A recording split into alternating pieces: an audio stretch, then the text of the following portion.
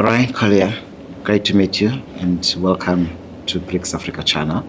I thought today let's take time from this Africa Energy Week just to share with us of how do you see things, where you're at, and maybe you can tell us more about your situation here in South Africa, and I believe you are responsible for the rest of the continent. Sub-Saharan Africa, yes. Sub-Saharan Africa. Ayanda, thank you very much for having me today. It is good to step away from African Energy Week. It's been a very good conference though, I must say. And I think we've got some exciting panels coming up. So yeah, thank you. In terms of Sub-Saharan Africa, I mean, we are on a continent that is sort of desperate for energy. And really we see nuclear power playing a very important role on the continent, both large-scale reactors like our project in Egypt. Then we're looking at small modular reactors. So this year, actually, we signed our first export contract on SMRs in Uzbekistan. So we see small modular reactors also playing a really important role on the continent. And then very excitingly, we are working on floating nuclear power plants. So we have the first floating nuclear power plant, Academic Lomonosov, in Russia. It's operating in Pevek. And we really are looking at or envisioning a fleet of floating nuclear power plants for Africa. We really think that they would be good in coastal regions, remote areas, mining activities. So yeah, very exciting. Then also recently in terms of BRICS, we were in Moscow for the BRICS Nuclear Business Platform. And really the platform has been set up to enable collaboration between BRICS countries in terms of nuclear power. And I think that's very exciting for the industry, both in terms of security of supply of nuclear fuel, but also development of new technologies, SMRs, and really sharing experiences between each other. And SMRs are suitable for inland as well, or? Yes, absolutely. So our SMRs in Uzbekistan are land-based, so it's the similar reactor to the floating nuclear power plants. It's the RITM 200 reactor, and they can be used inland and offshore. And these SMRs, are they part and parcel of the move towards renewable energy? I think they have to be. So, I mean, very recently, the European Union ratified nuclear as renewable, as green energy. It's something that we've known for the last 70 years, but finally the world has accepted it. And therefore, I think in Africa, it needs to play a very important role in terms of decarbonization. But more importantly, I think everyone talks about a just energy transition, but in Africa, what are we actually transitioning from? Is it one source of energy to another one? Or are we transitioning from not having electricity to actually having a basket of energy sources that work together to support the economies in Africa?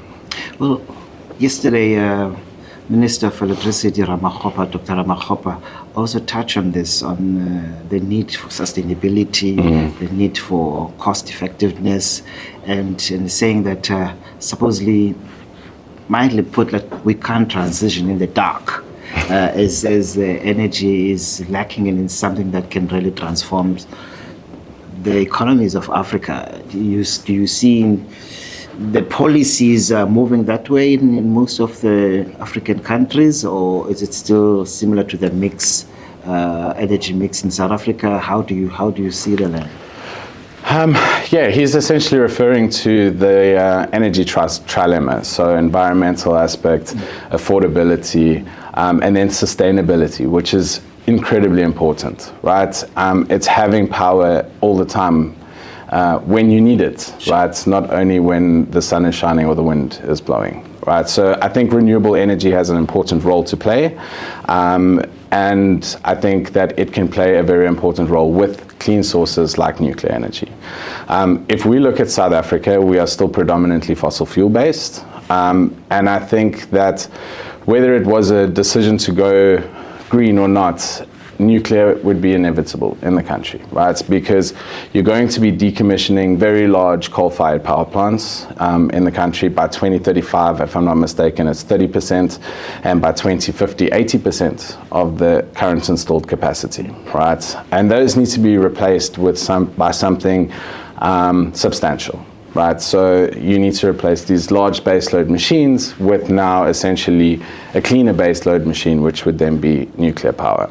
I think in Africa that rationale is sort of echoing quite strong, and we're seeing more and more African countries showing great interest in nuclear power. The question's always been about affordability. I mean, yes, we have coal in this country, which really suppose the reason we've been keeping the lights on, someone came back to use the coal that we have. But I ask myself as well, what are the BRICS nations doing around the financing of such technologies as nuclear? As you say, that it can be quite expensive. How do you navigate that? Our current banks in South Africa totally refuse to really put their funding around fossil-based fuels. How do you go around that?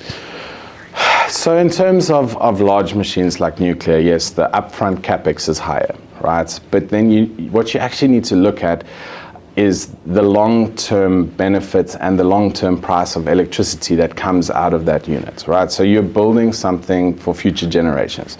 It's like buying or building a house that you envisage to pass down to your family.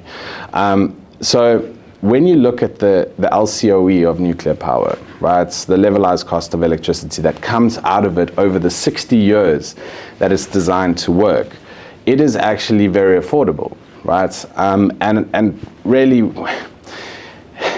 do you ask how much the cow costs when you want to buy milk? No, essentially it's the price of milk that is what really counts. So it's the price of the power that we can provide to our large industries and to the public, which is really important. I think in terms of the very large machines, they may be too big in certain countries that have smaller grids, and also they're very capital intensive. And I think that's really where small modular reactors come in, right? They are smaller machines, so obviously the capex is lower. And you can put smaller machines where they're required on grids that potentially couldn't handle larger machines. I think in terms of financing, as always, there are various different financial models available globally in terms of financing both SMRs and large-scale machines. We've got a number of different financial models at play currently. So some is vendor financing, some is state financing. There's one build, own, operate project, which is Turkey, our Kuya project. So I think, there are various different options available for almost all countries to sort of move towards nuclear energy. I think what is really important is to correctly choose your partner. It's a 100-year relationship. So you need to be comfortable with them. You then need to be comfortable with the project and then the financial scheme that is utilized. So as Rosatom, we actually work with our partner countries, with our potential clients, and understand what would work for them, not just this is the offer, take it or leave it. In your conversations, as you said in Moscow recently, is the New Development Bank involved at all in providing financial institutions for these countries? We hope that the bank will be moving in that direction. We really do. I think that BRICS Plus creates a fantastic opportunity to developing nations. I think that we need to see some real development financing available for BRICS Plus countries. Okay, and just to touch base on the sustainable goals. Your solution, I was on the floor here at the African Energy Week, and you're exhibiting as Rosatom that you start from vision to implementation. Maybe take us through of why such a model and why not a focus, or is it based of your history? Where does it come from that you want to play along the whole field? I think maybe to just understand Rosatom a little bit better, it's made up of 400 different companies.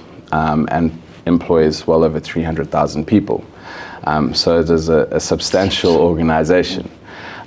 Also, we like to do things. We don't just like to talk about things.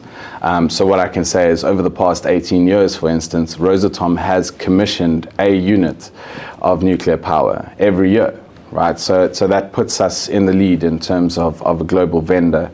Currently, 90% of the export projects for nuclear energy is Rosatom. It's our project. We have 33 units under construction currently. Globally. So I think really what we're trying to say in terms of from vision to action is that we actually execute things. SMRs, for instance, we have the only floating nuclear power plant operational in the world.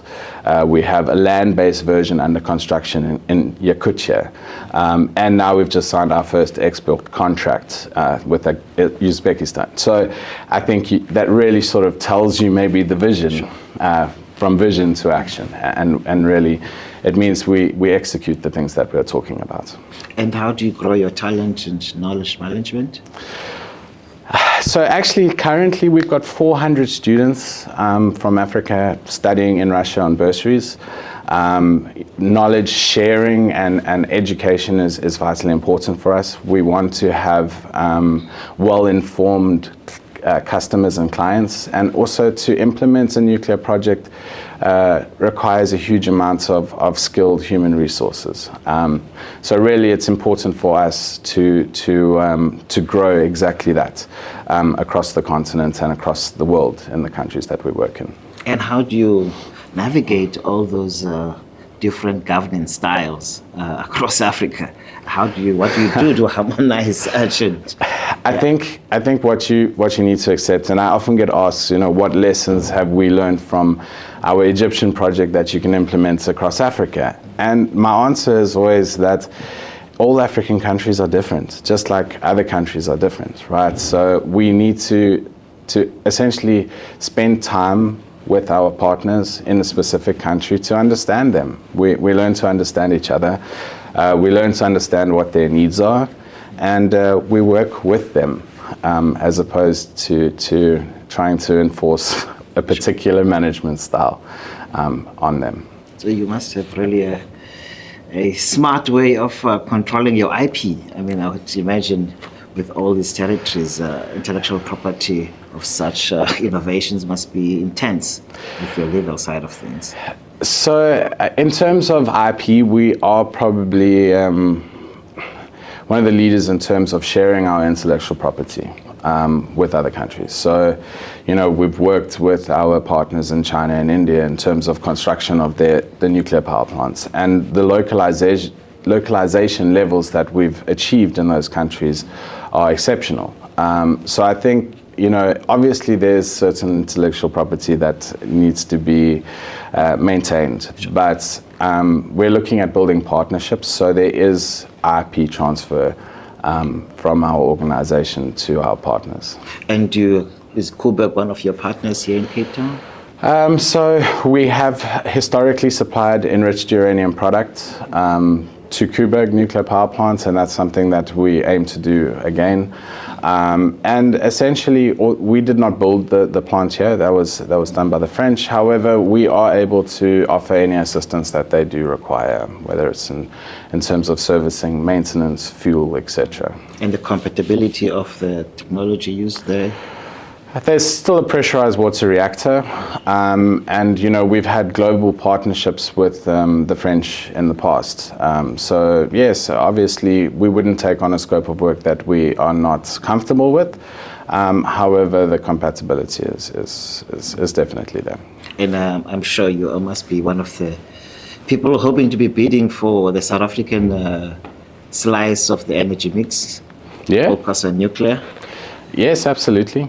So we responded to the request for information a number of years ago, and we're eagerly awaiting for the country to launch a nuclear program.